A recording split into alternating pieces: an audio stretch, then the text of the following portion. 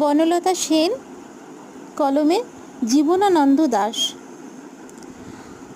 হাজার বছর ধরে আমি পথ হাঁটিতেছি পৃথিবীর পথে, সিংহল সমুদ্র থেকে নিশীথের অন্ধকারে মালয় সাগরে। অনেক ঘুরেছি আমি বিম্বিসার অশোকের ধূসর জগতে, সেখানে ছিলাম আমি।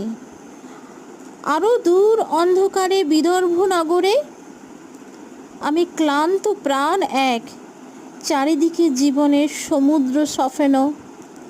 আমারে দুদণ্ড শান্তি দিয়েছিল নাটোরের বনলতা সেন।